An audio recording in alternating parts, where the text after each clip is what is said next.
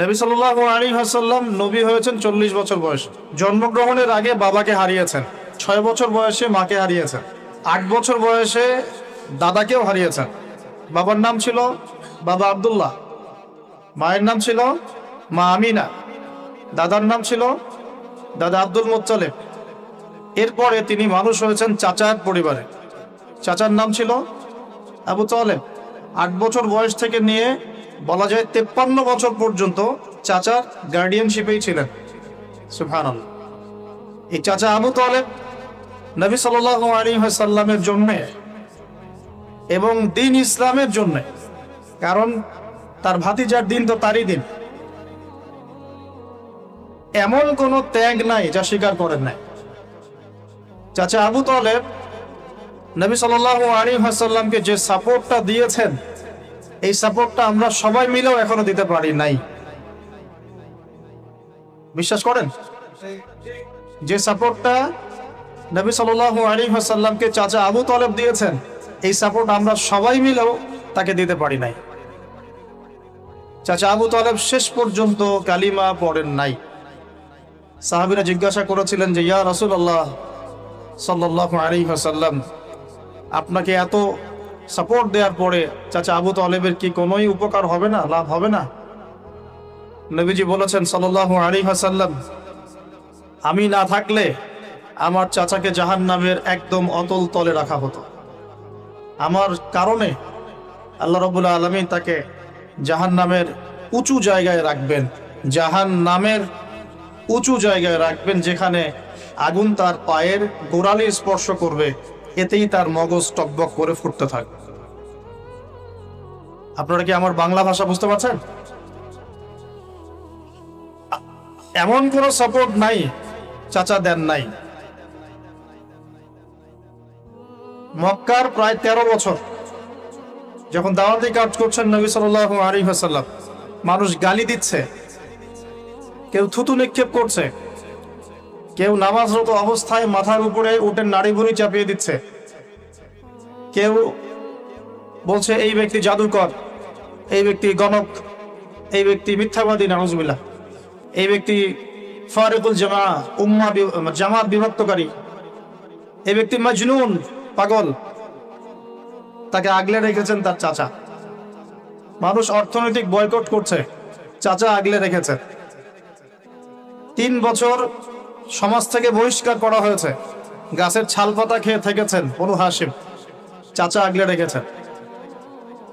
চাচা ছোটবেলা থেকে তাকে এত মহব্বত করেছেন, তার ছেলেদেরকে নিয়ে যখন খেতে বসতেন, আমাদের নবী সাল্লাল্লাহু আলাইহি ওয়াসাল্লাম একটু লাজুক ছিলেন, তিনি শোরগোল করতেন না, চুপচাপ খেতেন।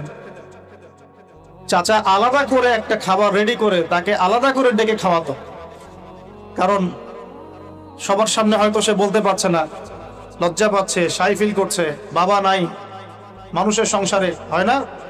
এটা আপনারা হয়তো সবাই বুঝবেন না, আমরা বুঝি। যারা বাবা বা মা ছাড়া বড় হয়েছে অন্যের সংসারে, তারা এগুলো বুঝতে পারে। নবী সাল্লাল্লাহু আলাইহি ওয়াসাল্লাম এতিমদের প্রতি এত রহমদিল কেন ছিলেন? কারণ তিনি তো এতিম অবস্থায় বড় হয়েছে, তিনি তার কষ্টটা বুঝতেন। আমরা যদি এখানে যদি কেউ এতিম থাকেন, তিনি বুঝবেন এতিমের সাইকোলজি কেমন, তার চাহিদা কেমন, কষ্ট কেমন। আমি তো বারবার বলে আসছি কয়েকদিন থেকেই, আমাদের তো কারো সন্তান মারা যায়নি, আমাদের কারো সন্তানকে তো বোম মেরে বুলেট দিয়ে গুলি করে হত্যা করা হয়নি, আমরা তো সেই লাশ দাফন করি নাই। তাহলে আমরা কিভাবে প্যালেস্টাইনের মাজলুম ভাইদের আর্তনাদ আমাদের কান পর্যন্ত পৌঁছাবে? কিভাবে পৌঁছাবে না, পৌঁছালেও কলব পর্যন্ত পৌঁছাবে না। আমার সাথে তো এটা হয় নাই। তো ওই দিকে আমি পরে আসতেছি। চাচা আবু তালেব তাকে এত মহব্বত করেছেন, এত মহব্বত করেছেন, আমি ভাষায় প্রকাশ করতে পারব। আর আমরা চাচা আবু তালেব সম্পর্কে অনেক সময় আলোচনা করি, কিন্তু তার চাচির কথা ভুলে যায়। তার চাচির নাম ছিল ফাতিমা। কি নাম ছিল? এই নামে তিনি তার মেয়ের নাম রেখেছেন। এই ফাতিমা, তার চাচি, নবী সাল্লাল্লাহু আলাইহি ওয়াসাল্লামকে আলাদা করে ডেকে খাওয়াতেন, মহব্বত করতেন। তিনি কিন্তু তার সন্তান না, অন্য কারো সন্তান। একজন মেয়ের পক্ষে অন্যের সন্তান মানুষ করা চারটাখানি কথা না। সতীনের সন্তানই সহ্য করতে পারে না। আর অন্য মানুষের সন্তান নিজের মতো করে মানুষ করা একটা মেয়ের পক্ষে এত সহজও না। তো এই কাজটা চাচি করেছেন। আমি একটা জায়গায় আসতে চাচ্ছি, এত কিছু করার পরেও, সমাজের মানুষের অত্যাচার নির্যাতন সব থেকে ভাতিজাকে প্রোটেক্ট করার পরেও শেষমেশ তিনি কালিমা লা ইলাহা ইল্লাল্লাহ সাক্ষ্য দেন নাই। শেষ মুহূর্তে নবী সাল্লাল্লাহু আলাইহি ওয়াসাল্লাম বারবার বলছিলেন, হে চাচা, খালি কালিমা পড়েন, আমি আপনার জন্য আল্লাহর কাছে সুপারিশ করব। তো শেষে কি হলো? কালিমাটা পড়া হলো না? হলো না। বারবার জিজ্ঞাসা করা হচ্ছে, চাচা আপনি কালিমাটা পড়েন, আমি আপনার জন্য আল্লাহর কাছে সুপারিশ করব। শেষমেশ তিনি বলেছেন যে না, আমি আব্দুল মুত্তালিবের ধর্মের উপরে থাকলাম। নাউজুবিল্লাহ। সারা জীবন সাপোর্ট দেওয়ার পরে কালিমা পড়ে মুসলিম না হওয়ার ফলশ্রুতিতে আল্লাহ নবীজি বলছেন, আল্লাহ পাক তাকে জাহান্নামের উঁচু স্থানে রাখবেন। আমরা যারা মুসলমান, মুসলিম পরিবারে জন্মগ্রহণ করেছি, আমরা বা আমাদের মধ্যে বেশিরভাগ মানুষ এখনো এই নিয়ামতের শুকরিয়া আদায় করতে পারি নাই যে আল্লাহ পাক আমাদেরকে মুসলমান পরিবারে জন্ম দিয়েছে, কালিমা পড়ার তৌফিক দিয়েছে। আমরা সহজে যা পেয়ে যাই তার মূল্য বুঝি না। আল্লাহ পাক যে আল্লাহ পাক কি আমাকে জিজ্ঞাসা করেছিলেন যে আবু তাহার তোমাকে মুসলিম বানাবো না অমুসলিম বানাবো? আপনাকে কি আল্লাহ পাক জিজ্ঞাসা করেছেন, হে আব্দুল্লাহ, আব্দুর রহমান, তোমাকে মুসলিম বানাবো না অমুসলিম বানাবো, তুমি কি চাও? আল্লাহ পাক আমাদেরকে জিজ্ঞাসা করেন নাই। নিজ অনুগ্রহে আল্লাহ পাক আমাদেরকে মুসলিম পরিবারে জন্ম দিয়েছেন। তো সেই মুসলিম পরিবারের মানুষ এখন কালিমা লা ইলাহা ইল্লাল্লাহ এর সঠিক মর্মও জানে না, তাওহীদও জানে না, শিরকও চিনে না, ইমানের রকমগুলোও বোঝে না, ইমানের মূলনীতিও বোঝে না, ইমান ভঙ্গের কারণও বোঝে না, কোন কোন ক্ষেত্রে ওযু গোসলের মাসলা মাসাইলও জানে না, নামাজ পড়ার ফরজ ওয়াজিব সুন্নাত মুস্তাহাব বোঝে না, নামাজ পড়েও না। মাশাআল্লাহ, জুমার দিনে নামাজ পড়তে আসে অনেকেই, ঈদের দিনে প্রথম দেখা যায়, আর জানাজার নামাজে প্রথম দেখা যায়। আর দেখা যায় যারা এরকম নামাজ কালাম পড়ে না, তাদের জানাজা আবার ৩-৪ বার হয়। নামাজগুলো মনে বাকি শোধ করে পড়ে, রোজা রাখে না, যাকাত তো মাশাআল্লাহ প্রায় উঠে গেছে বললেই চলে সমাজ থেকে।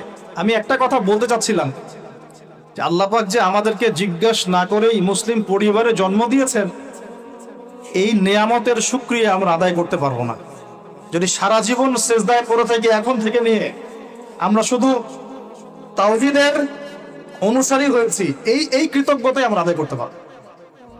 আমরা দিনের জন্য কিছুই করি নাই, আমাদের দ্বারা ইসলামের বড় বড় খেদমত হয়েছে এমন না। আবু তালেব একা যা করেছেন, আমার মতো 100 জন আবু তালেব তা করতে পারে নাই, পারবে না, এটাই সত্য কথা। আবু তালেব কোন অবস্থায় করেছেন? যখন চতুর্দিক থেকে আল্লাহর নবীকে সবাই ছিছি করছে, গালিগালাজ করছে, হত্যার পর্যন্ত চেষ্টা করছে। পুরো সমাজ একদিকে, আবু তালেব একাই একদিকে। তার কাছে প্রস্তাব দেওয়া হয়েছে, তোমার ভাতিজাকে আমাদের হাতে তুলে দাও, নাহলে আমরা ব্যবস্থা নিব। সে বলছে, আমি আমার ভাতিজাকে তোমাদের হাতে তুলে দিব না যতদিন না আমার দেহ মাটির তলে না যাচ্ছে। হ্যাঁ, তিনি নবীজিকে গিয়ে বলছেন, তা আমার বৃদ্ধ কাঁধের উপর এত বোঝা দিও না ভাতিজা, আমার বয়স হয়ে গেছে, ওরা তোমাকে বলছে তুমি দাওয়াতটা ছেড়ে দাও। তো নবীজি বলছেন, আমার ডান হাতে যদি চাঁদ এনে দেওয়া হয়, বাম হাতে সূর্য এনে দেওয়া হয়, চাচা আমি এই দাওয়াত ছাড়তে পারবো না। হয় আমি এই পথে দাওয়াত দিতে দিতে আমার এই দিন বিজয়ী হবে, না হলে আমি হালাক হয়ে যাব। তখন কি হলো? তখন তিনি বললেন যে ওরা তোমার দিকে আসতে পারবে না দলে দলে, যতক্ষণ না আমি আবু তালেব দাফন হচ্ছি মাটির তলে। কথা বুঝতে পারছেন? এখন মূল কথাটা হচ্ছে, আমরা যারা মুসলিম পরিবারে জন্মগ্রহণ করেছি, এরপরেও আমরা তাওহীদের জ্ঞান অর্জন করছি না, শিরক থেকে দূরে থাকছি না, নামাজ পড়ছি না 5 ওয়াক্ত ফরজ নামাজ, যাকাত দিচ্ছি না, সওম রাখছি না, প্রোটেস্ট্যান্ট মুসলিম হয়েছি, Protestant version of Islam follow করছি, ইসলামের দাওয়াতের কাজ করছি না, দিনের বিজয়ের কোনো ফিকির করছি না। সত্যি কথা বলতে আমাদের দুনিয়াতে থাকার চেয়ে না থাকাই ভালো। আমরা এখন গরু ছাগল। বিশ্বাস করেন আমার কথা, আল্লাহ পাক এই শব্দই বলেছেন সূরা আনআম, আরাফ, সূরা আরাফের সম্ভবত 189 নম্বরে 189। ولقد بعد أعوذ بالله من الشيطان الرجيم ولقد ذرأنا لجهنم كثيرا من الجن والإنس। আল্লাহ পাক বলছেন আমি প্রচুর জিন আর মানুষকে দিয়ে জাহান্নাম পূর্ণ করব। বলি নাউযুবিল্লাহ। লাহুম কুলুবুন, কেন পূর্ণ করব? তাদের কি অপরাধ ছিল? কি অপরাধে করব? লাহুম কুলুবুন, তাদেরকে কলব দিয়েছিলাম, লা ইয়াফকাহুনা বিহা, বোঝার চেষ্টা করে না। ওয়া লাহুম আযানুন, কান দিয়েছিলাম, লা ইয়াসমাউনা বিহা, শোনে নাই। ওয়া লাহুম আ'য়ুনুন, চোখ দিয়েছিলাম, লা ইউবসিরুনা বিহা, চোখ দিয়ে দেখে নাই। কলব দিয়ে উপলব্ধি করে নাই, কান দিয়ে বলেন শোনে নাই, চোখ দিয়ে দেখে নাই। উলাইকা কাল আনআম, এরা ছিল আনআমের মতো। আনআম কি? আনআম মানে গবাদি পশু, ক্যাটলস, গবাদি পশু। শুধু তাই না, বালহুম আদল, বরং এর চেয়েও নিকৃষ্ট ছিল। গবাদি পশুকে যে দায়িত্ব দেওয়া হয়েছে ও সেটা পালন করে। প্রত্যেক প্রাণীকে যে দায়িত্ব দেওয়া হয়েছে সেই দায়িত্ব তারা পালন করে কি না? না হলে আমরা এত বড় বড় বড় প্রাণীর সাথে কিভাবে পেরে উঠতাম? একটা গরু নির্দ্বিধায় জীবনকে সঁপে দিচ্ছে, বিদ্রোহ করছে না, করছে?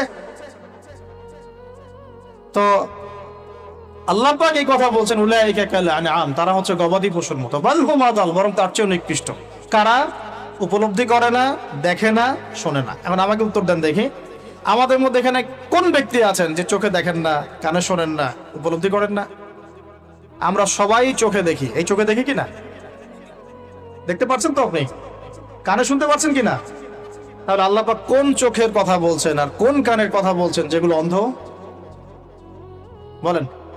নিঃসন্দেহে অন্য একটা চোখ আছে, আরেকটা কান আছে, আরেকটা চোখ আছে, কান আছে, এটা কোথায়?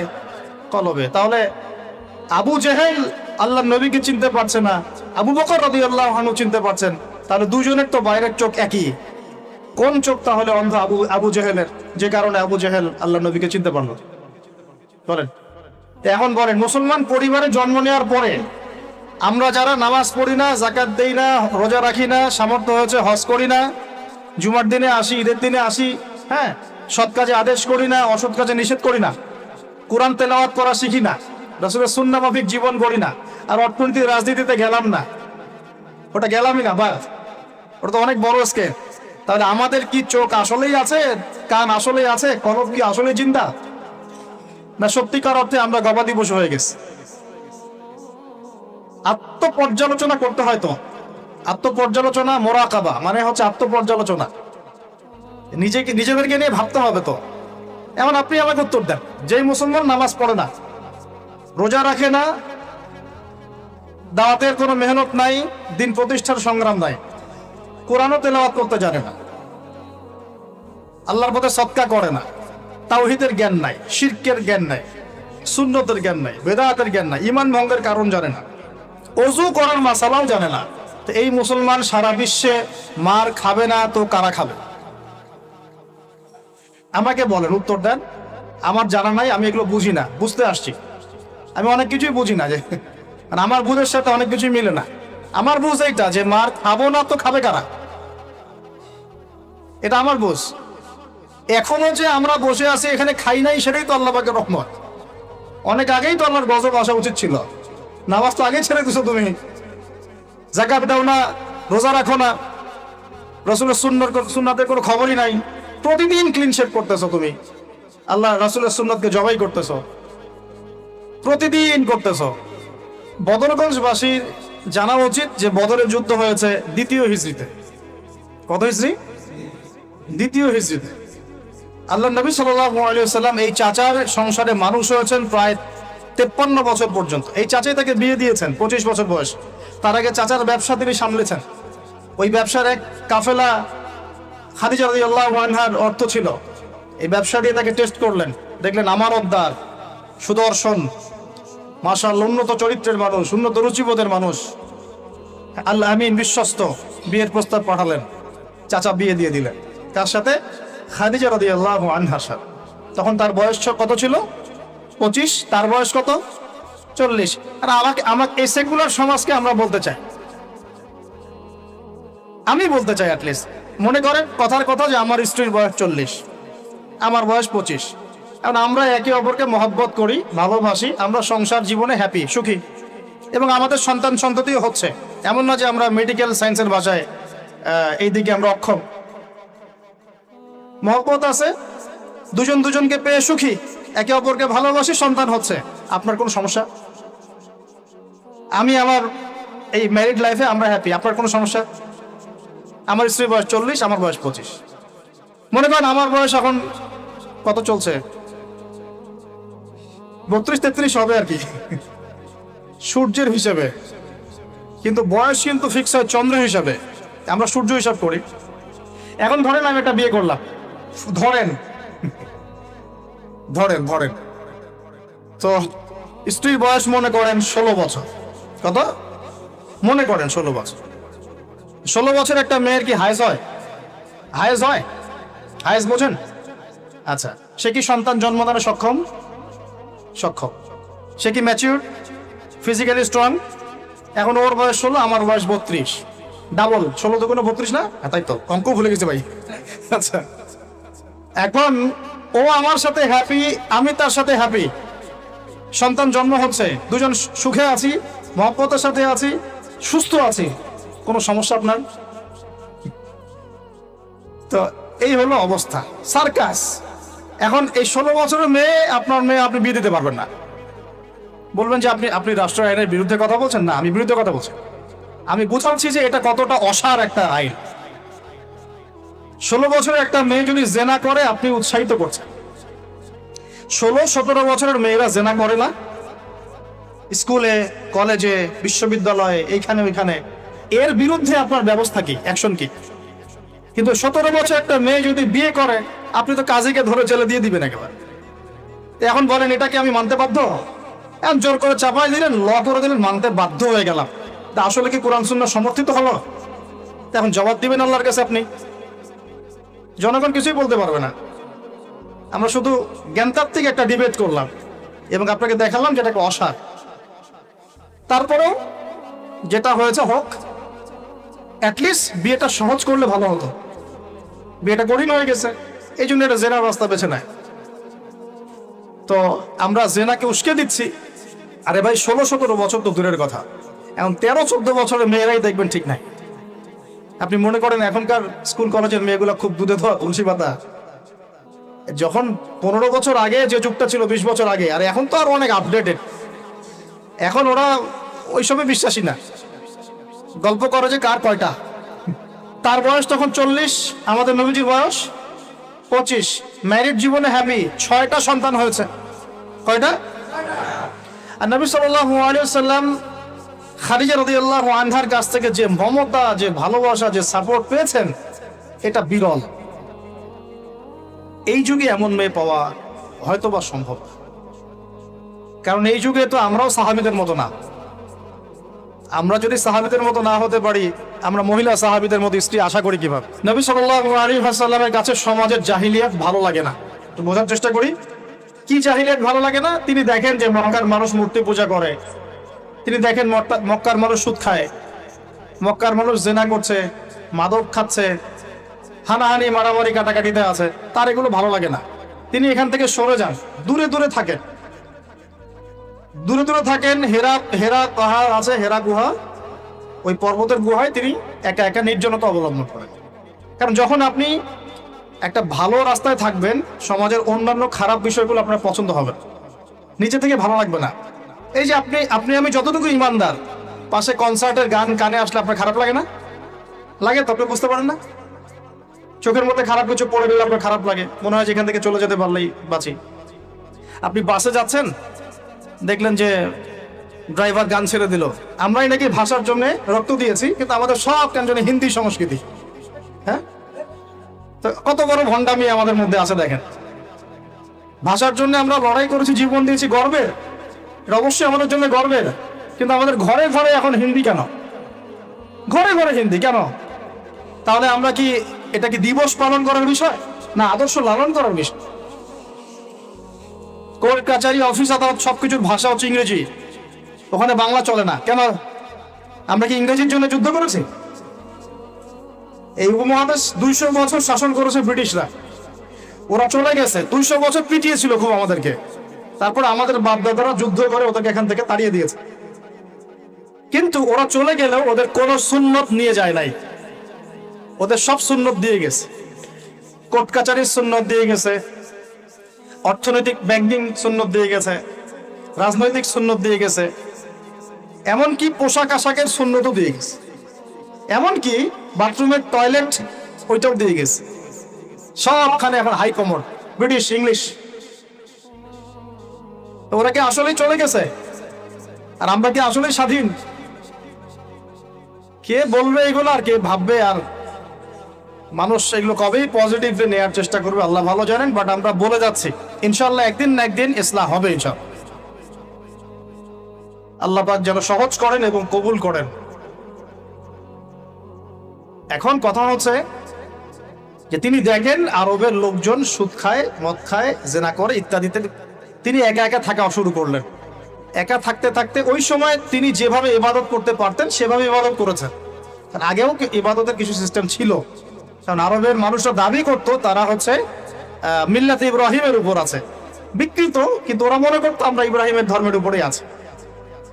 এখন 40 বছর বয়সে নবী সাল্লাল্লাহু আলাইহি ওয়াসাল্লামের কাছে প্রথম ওহীটা চলে আসলো। প্রথম ওহী কি ছিল ভাই? কোন সূরা? সূরা আলাকের কত নম্বর আয়াত? প্রথম আয়াতটা, প্রথম ওহীটা কি সংক্রান্ত ছিল? নামাজ পড়ো, রোজা রাখো, হজ করো, যাকাত দাও, মূর্তি পূজা করো না। কি বলেছেন আল্লাহ পাক? ইকরা বিসমি রাব্বিকাল্লাযী খালাক। হে নবী, কথাটা বুঝুন, হে নবী মুহাম্মদ সাল্লাল্লাহু আলাইহি ওয়াসাল্লাম, আপনি যেগুলো দেখে ব্যথিত, যে সমাজটার এই যে জাহেলিয়াত আপনি দূর করতে চান, যাদেরকে নিয়ে আপনি চিন্তাগ্রস্ত, আপনার কাছে ভালো লাগে না এই জাহেলিয়াত গুলো, এগুলোকে দূর করতে হলে আগে পড়াশোনা করতে হবে, জ্ঞান লাগবে। আগে কি লাগবে? ওই জায়গায় মুসলমানরা পিছিয়ে পড়ার কারণে আজকে এই অবস্থা হচ্ছে। দুজনের বুঝে আসছে, দুজন ঠিক বলছে। ওই ইকরা বিসমি রাব্বিকাল্লাযী খালাক, এই পড়াশোনা থেকে আমরা পিছিয়ে পড়েছি বলেই আমাদের আজকে অবস্থা হচ্ছে। বলছেন, এখন বলবেন যে আমরা তো পড়াশোনা করছি, সাক্ষরতার হার তো আমাদের 80, 67, 77 এরকম আর কি। তো সত্যি কি পড়ছি? ইকরা বিসমি রাব্বিকাল্লাযী খালাক অর্থ হচ্ছে পড়ুন আপনার রবের নামে, যিনি আপনাকে, যেই জ্ঞান আপনাকে আপনার স্রষ্টার দিকে নিয়ে যাবে সেটাই তো জ্ঞান। আর এখনকার আমাদের জ্ঞানগুলো কি সত্যি আমাদেরকে আল্লাহর দিকে নিয়ে যাচ্ছে নাকি আল্লাহ থেকে দূরে সরাচ্ছে? তাহলে বোঝেন। এখন আপনি যদি বলেন যে তাহলে কি আপনি শুধু মাদ্রাসা শিক্ষাকেই সমর্থন করছেন, জেনারেল শিক্ষা সমর্থন করছেন না, আমি বলবো না। আমি নিজেও জেনারেল শিক্ষিত একজন মানুষ, আমরা অনার্স মাস্টার্স করেছি এবং আমরা কখনো সেকেন্ড হইনি আলহামদুলিল্লাহ, কয়েকবার ছাড়া। তো আমরাও জানি ব্যাপারগুলো কি। আমরা জেনারেল শিক্ষার উপকারী শিক্ষাগুলোকে সমর্থন করি, কিন্তু কোরআন এবং সুন্নাহ ইসলামের মূল শিক্ষাটাকে বাদ দিয়ে এই জেনারেল শিক্ষা আমার কোনো উপকার করবে না। আবার একই সাথে কোরআন এবং হাদিস এই দুটাতে দক্ষ হয়েও যদি আমরা বর্তমান বিশ্বের উপকারী জ্ঞানগুলো অর্জন করতে ব্যর্থ হই, তখন কোরআন সুন্নাহকে হাতে নিয়েও এই বিশ্বকে চ্যালেঞ্জ করতে পারবো। তাহলে দরকার কি? সমন্বয়। এই সমন্বয় হওয়া উচিত ছিল আজকে থেকে 50 বছর আগেই। এখন আমাদেরকে এগুলো নিয়ে কথা বলতে হচ্ছে, এটাই দুঃখজনক। যেখানে শিক্ষা প্রতিষ্ঠান আছে, রাষ্ট্রীয় নিয়ন্ত্রণাধীন প্রতিষ্ঠানে হয়তো আপনি ইন্টারফেয়ার করতে পারবেন না, কিন্তু ব্যক্তিগত উদ্যোগে যত শিক্ষা প্রতিষ্ঠান আছে এগুলোতে ইসলামিক শিক্ষা এবং জেনারেল শিক্ষা দুটাকে সমন্বয় করার চেষ্টা করে। আল্লাহ পাক তৌফিক দান করুন। দেখবেন আগামী 10 বছরের মধ্যে একটা আলোকিত প্রজন্ম গড়ে উঠবে ইনশাআল্লাহ। আমার ছেলে বাংলা, ইংরেজি, অঙ্ক সব শিখবে, এদিকে হাফেজে কোরআন হবে, আরবি ভাষা শিখবে, আরবি ব্যাকরণ শিখবে, হাদিসের ইবারত করার যোগ্যতা অর্জন করবে, মুতাআলা করবে। মাশাআল্লাহ, একদিন দেখা যাবে সে কোরআন সুন্নাহর জ্ঞানেও দক্ষ হয়েছে, এদিকে সে ডক্টর হয়েছে, মাশাআল্লাহ, সে ইঞ্জিনিয়ার হয়েছে, পাইলট হয়েছে, সেনাবাহিনীর মেজর কর্নেল হয়েছে। সম্ভব না? অনেক ডক্টর দেখবেন যে 50 বছর বয়স হওয়ার পরে ইসলামের দিকে এসে চর্চা করা শুরু করে, তারপরে দিনের দিকে হেদায়েত হয়ে দিনের উপকারে কাজ করছে। অনেক ইঞ্জিনিয়ার সাহেব এই কাজ করছেন, অনেক অনেক আর্মি অফিসার, র্যাবের, পুলিশের, বিজিবি, তারা দেখবেন যখন রিটায়ার্ড করে বা যখন মানে সিনিয়র হয় তখন গিয়ে চর্চা করা শুরু করে, এবং তখন তারা আবার দিনের জন্য অনেক কিছু করতেও চায়, করে, অনেকে করে না। তারা কি অমুসলিম নাকি? তারা তো আমাদেরই ভাই, আমাদের ভাই না? শোনেন, যদি বাংলাদেশ রাষ্ট্রীয়ভাবে কখনো জিহাদে যায় কুফফারদের বিরুদ্ধে, তাহলে আমরা যাব না তারা যাবে? যাবে তো তারাই। জি, আপনি যাবেন না, যাবে তো তারাই। আপনার আমার কি প্রশিক্ষণ আছে? যদি বাংলাদেশে কোনো মনে করেন যে 100% ইসলামী জ্ঞানে পরিপূর্ণ কোনো নেতা আসছে, আমির, রাষ্ট্রীয় আমির, এখন সে চিন্তা করলো যে আমি এই ইহুদিদের বিরুদ্ধে সৈন্য পাঠাবো, ভাবতে পারে কি পারে না? 73 সালে 6টা মুসলিম দেশ সৈন্য পাঠিয়েছিল, মিশর ছিল, জানেন না আপনারা এগুলা ইতিহাস, 6 দিনের যুদ্ধ। তো যাই হোক, ধরেন বাংলাদেশ এমন একজন নেতার আন্ডারে আছে, যেই নেতা বললো ঠিক আছে আমিও পাঠাবো, আমার এখান থেকেও 2000 সৈন্য যাবে। তখন কিন্তু ওই 2000-এর মধ্যে আপনি থাকবেন না, থাকবে ওই আর্মি অফিসারই, ওই বিজিবি, ওই র্যাব, ওই পুলিশ, ওই ভাইরাই থাকবে। তারা আমাদের ভাই না? তাদেরকে মেসেজটা পৌঁছাতে হবে যে আপনারা পরিপূর্ণ ইসলামের সামনে আত্মসমর্পণ করেন। ইনশাআল্লাহ আল্লাহ পাক দুনিয়াতেও সুখী করবেন, পরকালেও সুখী করবেন। আমরা দোয়া করবো, দোয়া। আপনারা কখনো একটা রাষ্ট্রের মধ্যে জাতিগত বিভাজনে যাবেন না। জাতিগত বিভাজনটা খুব খারাপ, এতে করে রাষ্ট্রের অভ্যন্তরীণ যে স্থিতিশীলতা নষ্ট হয়ে যায়। আমরা আলহামদুলিল্লাহ ইসলামকে তো ভালোবাসি, মহব্বত করি, পারি না পারি আমাদের মন তো ব্যথিত হয়, হয় না? এটা আল্লাহ পাক দেখছেন ইনশাআল্লাহ। আল্লাহ পাক ওই অনুযায়ী আমাদেরকে প্রতিদান দিবেন ইনশাআল্লাহ। তবে চেষ্টা আরো বাড়াতে হবে। এই চেষ্টা বাড়ানোর কথা বলতে এখানে আসছি। আল্লাহর নবীর মন খারাপ, তখন ওহী এসেছে। ওহী প্রাপ্ত হওয়ার পরে নবী সাল্লাল্লাহু আলাইহি ওয়াসাল্লাম একটু ভীত, একটু সন্তুষ্ট। তখন খাশিতু আলা নাফসি। বাংলাদেশে যত সিরাতের বই আছে না, তার 80% সিরাতের বই আপনি পাবেন যে ওই সময় নবী সাল্লাল্লাহু আলাইহি ওয়াসাল্লাম এতটা ভীত সন্তুষ্ট হয়ে গিয়েছিলেন, কয়েকবার তিনি চিন্তা করেছেন যে আমি পাহাড়ের উপর উঠে নিজেকে শেষ করে ফেলবো। এটা নিয়ে তো বিশাল ইস্যু সৃষ্টি করে ফেলছে বাংলাদেশে। হ্যাঁ, আর রাহিকুল মাকতুম বলেন, আর যে কোনো বড় বড় সিরাতের গ্রন্থ বলেন, এটা যদি লিখা না থাকছে আমি বক্তব্য দাও ছেড়ে দিব। বাসায় গিয়ে দেখেন, চেক করে, রাইটাররা লিখেছেন। এটা আমাদের কথা না।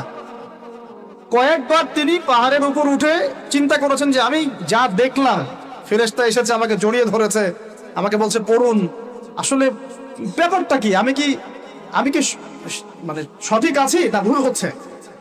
মানসিক একটা পেরেশানির মধ্যে তিনি ছিলেন। তখন কয়েকবার নিজেকে শেষ করে ফেলার চেষ্টাও করেছেন। যখনই তিনি উঠেছেন তখনই জিবরাইল আলাইহিস সালাম সামনে এসেছে। ইয়া মুহাম্মদ, আপনি পাগল নন, আনতা রাসূলুল্লাহ ওয়া আনা জিবরিল। হে মুহাম্মদ, আপনি পাগল নন, আপনি হচ্ছেন আল্লাহর মনোনীত রাসূল আর আমি জিবরাইল। আপনি বিচলিত হবেন না। আরো একদিন আবার জিবরাইল আলাইহিস সালাম হাজির। এভাবে হতে পারে তিনি আশ্বস্ত হলেন যে হ্যাঁ, আসলে যা হচ্ছে সব সঠিক।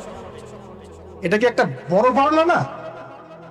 এরপরে তিনি বাসায় আছেন, বেশ কয়েকদিন ওহী আসা বন্ধ আছে। আল্লাহ পাক প্রস্তুত করছেন তাকে, কারণ ব্যাক টু ব্যাক ওহী আসতে থাকে, এর একটা ওয়েট আছে, নেয়ার মতো ক্ষমতাকে তৈরি হতে হয়। তো দ্বিতীয় ওহীটা আসছে, এটা আমি একটু আলোচনায় টাচ করে সামনে যাব। তিনি কম্বল দিয়ে ঘুমিয়ে আছেন, আল্লাহ পাক ওহী পাঠালেন। যখন ওহী পাঠাচ্ছেন, খাদিজা রাদিয়াল্লাহু আনহা দেখছেন যে নবী সাল্লাল্লাহু আলাইহি ওয়াসাল্লাম একটু অস্বাভাবিক আচরণ করছেন। তিনি বলছেন আপনি শুয়ে পড়েন, রেস্ট নেন। নবীজি বলছেন আমার এখন রেস্ট নেওয়ার সময় নাই। আল্লাহ পাক আমাকে বলেছেন ইয়া আইয়ুহাল মুদ্দাসসির, হে কম্বল আবৃত রাসূল, কুম, উঠে দাঁড়ান, ফানজির, মানুষকে সতর্ক করেন। তো কুম ফানজির অর্থ মানে এই না যে বিছানা থেকে উঠে মাটিতে দাঁড়ানো, মানে হচ্ছে আপনার কাছে যা আসছে এটা সত্য, এটা দ্বীনে হক, আল্লাহর পক্ষ থেকে আসছে। অতএব আপনি এই সত্যের বাণী নিয়ে সমাজের মধ্যে দাওয়াতি কাজে নেমে পড়েন। ফানজির, মানুষকে সতর্ক করেন। রব্বাকা ফাকাব্বির, আপনার রবের তাকবীর পাঠ করেন। ওয়া সিয়াবাকা ফাতাহহির, আপনার কাপড় পরিচ্ছন্ন রাখেন, কাপড় মানে শুধু বাইরের পোশাক না, ভিতরের হৃদয়ের পোশাকটাও। ওয়ারুজা ফাহজুর, যত অনর্থক বিষয় আছে ছেড়ে দেন। ওয়ালা তামনু তাস্তাকসির ওয়ালি রাব্বিকা ফাসবির। কিছু পাওয়ার আশায় আপনি কাউকে সদকা করেন না, কারো কাছে কিছু পাওয়ার আশায় আপনি সাদাকা করেন না, বরং আপনার রবের জন্য আপনি সবর করেন। কত গভীর কথা! এটা নিয়ে কিন্তু আলোচনা খুব বেশি হয় না। আমরা আলোচনা করি প্রথম ওহীটা কি ছিল, এটা দ্বিতীয় ওহী ছিল। উঠুন উঠুন, সতর্ক করুন। আপনি যা ভাবছেন এরকম কিছু না। আপনি নবী, আপনি শেষ নবী। এই মহাবিশ্বে আপনার মতো কোনো নবী আসে নাই। আপনি সর্বশ্রেষ্ঠ নবী, আপনি সর্বশ্রেষ্ঠ আখলাকের অনুসারী, আপনার উম্মত হচ্ছে সর্বশ্রেষ্ঠ উম্মত। আপনি উঠুন, মানুষকে সতর্ক করুন, কাপড় পবিত্র রাখুন, অনর্থক বিষয় ছেড়ে দেন, আল্লাহর জন্য সবর করেন, আল্লাহর জন্য তাকবীর পাঠ করেন, বলেন আল্লাহু আকবার। এই শুরু হলো মিশন। এই মিশন শুরু হওয়ার পরে 13 বছর, কয় বছর ভাই? 13 বছর মক্কায় তিনি প্রথম 3 বছর গোপন দাওয়াত দিয়েছেন, তারপরে প্রকাশ্য দাওয়াত দেওয়া শুরু করেছেন। এই প্রকাশ্য দাওয়াত যখনই দেওয়া শুরু করেছেন, বাস সমাজে কনফ্লিক্ট লেগে গেল, হক আর বাতিলের লড়াই। তিনি যাদেরকে নিয়ে দাওয়াত দিচ্ছেন, আবু বকর সিদ্দিক, ওসমান বিন আফফান, আব্দুর রহমান বিন আউফ, তালহা বিন উবাইদুল্লাহ, সাদ ইবনে আবি ওয়াক্কাস, বেলাল ইবনে রাবাহ, আব্দুল্লাহ বিন মাসউদ, এরকম সাহাবী 40 জন বা 80 জন। আর নিজের ঘরে আছে স্ত্রী আলী ইবনে আবি তালেব, যায়েদ ইবনে হারেসা, জাফর বিন আবি তালেব। আর এই দাওয়াত যখন চলতে লাগলো, সমাজের মানুষ প্রকাশ্য রূপ যখন ধারণ করলো, এই পক্ষে আছে আবু জেহেল, আবু লাহাব, উতবা, শাইবা, রাবিআ, আশরাক বিন শারিক, এরকম কিছু মানুষ। ঠিক আছে? এমন কনফ্লিক্ট যে এটা কিছুতেই মিউচুয়াল হচ্ছে না, কিছুতেই হচ্ছে না। সিরাত পড়তে হবে আপনাদেরকে, একটা লেকচারে সবকিছু তো বলা যাবেই না, সময় আমাদেরকে অ্যালাউ করবে না, পাশাপাশি আমারও এনার্জি কুলাবে না। ঠিক আছে? এমন কোনো কষ্ট নাই যা তাকে দেয়া হয় নাই, সাহাবীদেরকে দেয়া হয় নাই। অর্থনৈতিক বয়কট, উত্তরাধিকার থেকে বঞ্চিত করা, বাড়ির থেকে পিটিয়ে বের করে দেয়া, হ্যাঁ, উল্টা ঝুলায় লটকায় রাখা, আমাদের রিমান্ডগুলোর মতো, শারীরিক নির্যাতন, মানসিক কষ্ট তো আছেই। তো মানসিক কষ্ট তো আছেই, বলার তো আর অপেক্ষা রাখে না। তারপরে কেউ বেচাকেনা করবে না, চলাফেরা করবে না, সামাজিক বয়কট। রাস্তা দিয়ে গেলে মানুষ টিটকারি মারে, এই যে পাগল যাচ্ছে, এই যে জাদুকর যাচ্ছে। ব্যাপারটা বোঝার চেষ্টা করেন। মানে এমন কোন নির্যাতন নাই যা করা হয় নাই। আমি ক্ষুদ্রকারে দেখেছি প্রায় 14 বা 15 বার আল্লাহ নবী সাল্লাল্লাহু আলাইহি ওয়াসাল্লামকে হত্যা করার চেষ্টা করা হয়েছে। প্রায় 14-15 বার তাকে হত্যা করার চেষ্টা করা হয়েছে। আর তাকে সারা জীবনে প্রায় এরকম 15-16টা গালি খেতে হয়েছে। সারা জীবনে কাকে খেতে হয়েছে? যে মানুষের আগেও কোনো গুনাহ নাই, পরেও কোনো গুনাহ নাই, যিনি সব কষ্ট করছেন শুধু উম্মতের জন্য। কারণ তিনি তো মাকামে মাহমুদে যাবেন, জান্নাতুল ফিরদাউসুল আলায় যাবেন। তার কি নিজের জন্য এই কাজগুলো করা?